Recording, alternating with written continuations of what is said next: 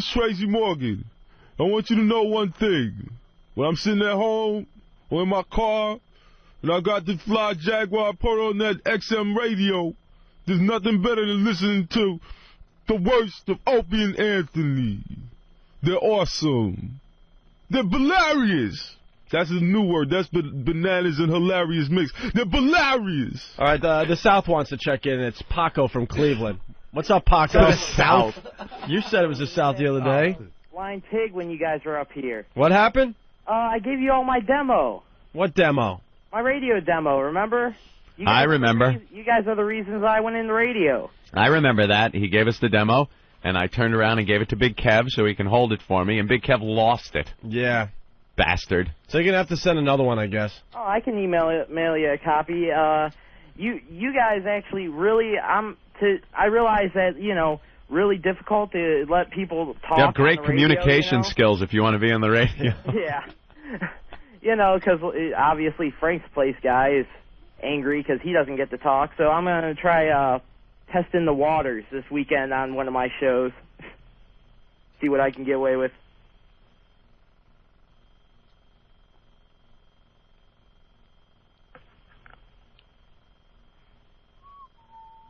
Oh, yeah? Paco. Oh, yeah? You're awful. I know. I didn't know if you guys First silent game or not. You're absolutely awful. Do you have a backup career? A backup career? I don't know. Computers? Well, give us your best bit. My best bit? Yeah, what would you do on a radio show? Well, this weekend I plan on tearing apart some of the people that screwed me at Clear Channel. You and who? Well, me and... Yeah, you're right up there with who. I'm sure Clear Channel will be very upset at what you have to say about them. Oh, yeah, but, They're just going to be enraged. I've only been here 3 months. Give me a break. Yeah.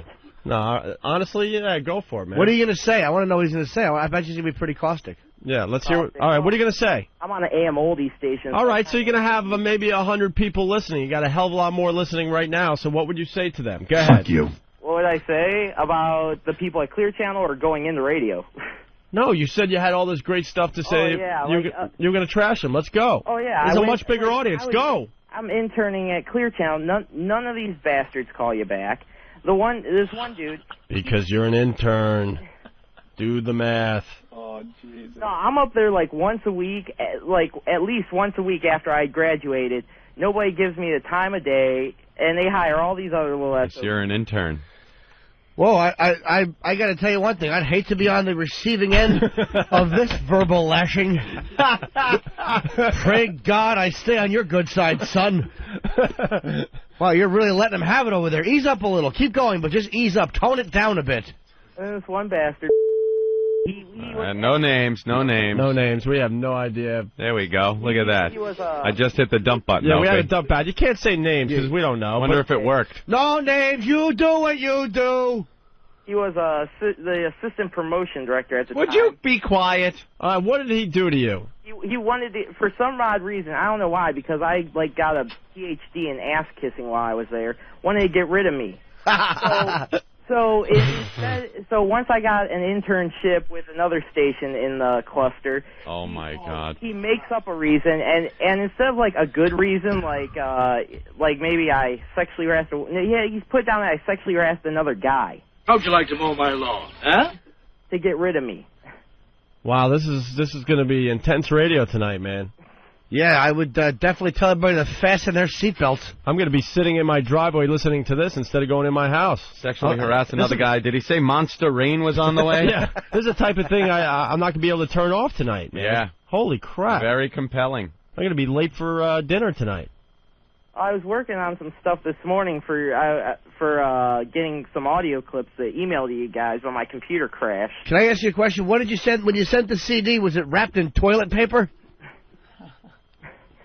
No, actually, it looks really nice. I All right, put a lot of Paco. work into it. You're just a tool.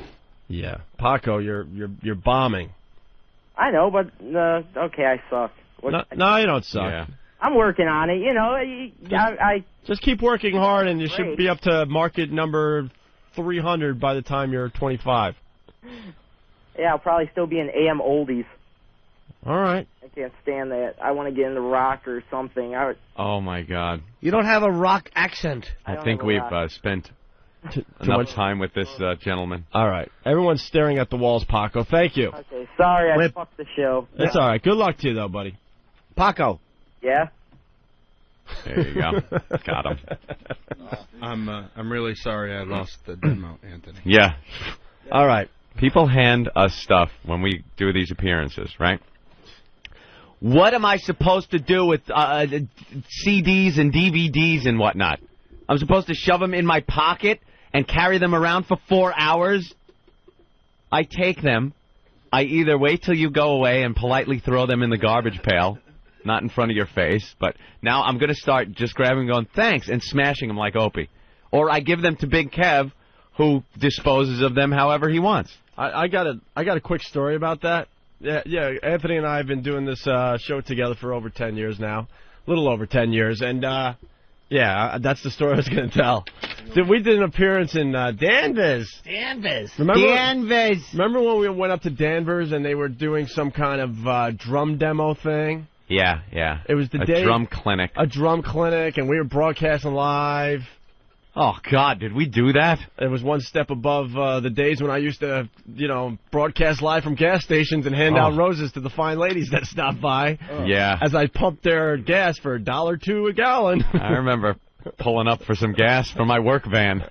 And then I locked my keys in the car. I had an old Honda. I remember and everyone thought I was this big radio star making a lot of money, and I had to ask one of the listeners to help me break into my car so I could go home.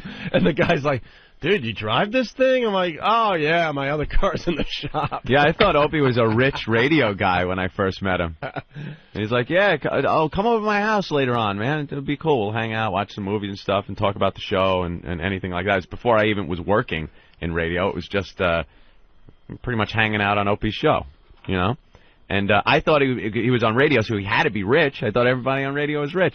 So I pull up to his house, and it's an apartment in a house.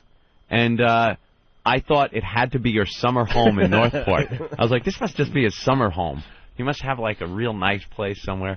But no, we were getting paid crap. Yeah, that was pretty much it. So, anyway, so we were in Danvers for the drum clinic. Yeah. And our fans were there, and we're broadcasting live. And that was the day we met Sully from Godsmack. Uh-huh. And you talk about demos and CDs and stuff. This is the most classic story ever as far as I go. This is an oops. This is a major oops, and this is why I now listen to every CD that someone hands me. I swear to you I do.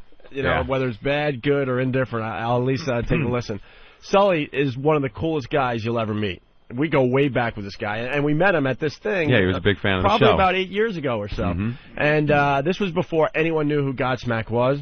And Sully works his balls off. You want to talk about a guy that sees an opportunity and goes for it. This guy was working it hard way before they became huge. They were a local band kicking around Boston. Right. So he had a bunch of CDs of his new project, Godsmack. I don't even know if it was called Godsmack at that time. Mm-hmm. Okay? And he was handing it out to the local radio guys and some local record stores and this and that. Anyone that might have an in that could help him get some exposure for his band. Yeah. And we hung with Sully.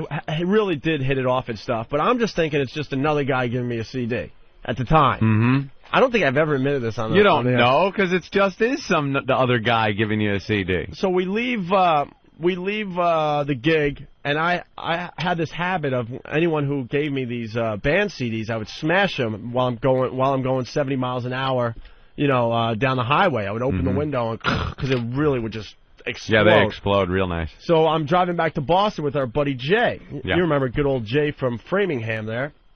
And I go, Jay, Jesus, another band CD. My God, open the window.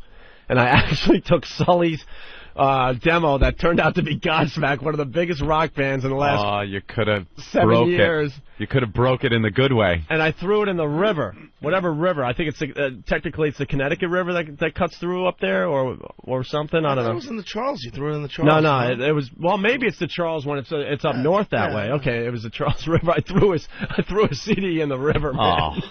And then less than 6 months later, he becomes this massive, huge, massive rock star. And I had. And, I mean, the guy's cool and stuff. I wish him the best, and I just threw it in the river. You think if you listened to it, you would have went, wow, that's pretty cool? Definitely. Yeah. Oh, yeah. Definitely. The ironic thing is you throw Sully's CD out the window, and Voss gives you his, and you take it home and enjoy it for hours.